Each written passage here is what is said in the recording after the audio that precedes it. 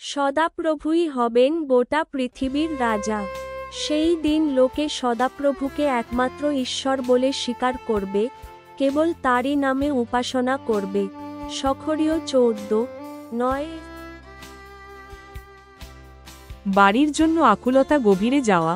70 বছরের নির্বাসনের শেষের দিকে ভাববাদী জাকারিয়া ইসরায়েলের ক্লান্ত জাতির জন্য এই বইটি গল্প, স্বপ্ন এবং দর্শনের নথিভুক্ত করেছিলেন তাদের ঈশ্বরের সাথে করা চুক্তির প্রতি বিশ্বস্ত থাকতে এবং ভবিষ্যতের ঈশ্বরের রাজ্যের জন্য আশা জাগাতে প্রভাবিত করতে।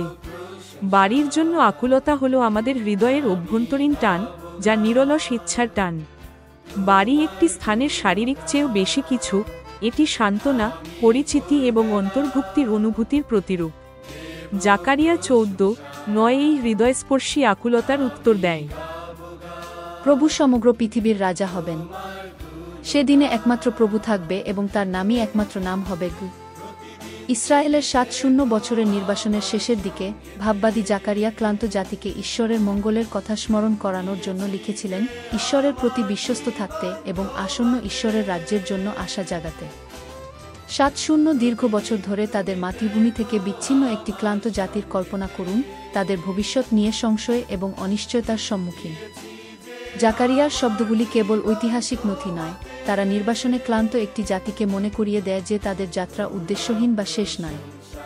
তার কথাগুলি পুনরুদ্ধারের একটি চিত্র আঁকে, একটি ভবিষ্যতের রাজ্যের এক ঝলক যেখানে ঈশ্বরের সার্বভৌমত্ব সর্বোচ্চ হয়ে থাকে।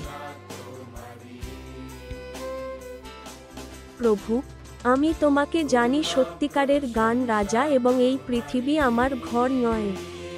আমাকে অন্যদের নিরাপত্তায় উপস্থিত থাকতে সাহায্য করুন, তবু স্বর্গের জন্য আকুল উপস্থিত। আমাকে দেখান কিভাবে সাময়িক এবং শাশ্বতের মধ্যে ভারসাম্য বজায় রাখতে হয়। আমি বিশ্বাস করি আপনার রাজ্যের শীঘ্রই আগামীকাল এবং আপনি কাজ করছেন, এমনকি এখনও। যশুর পদ। আমিন।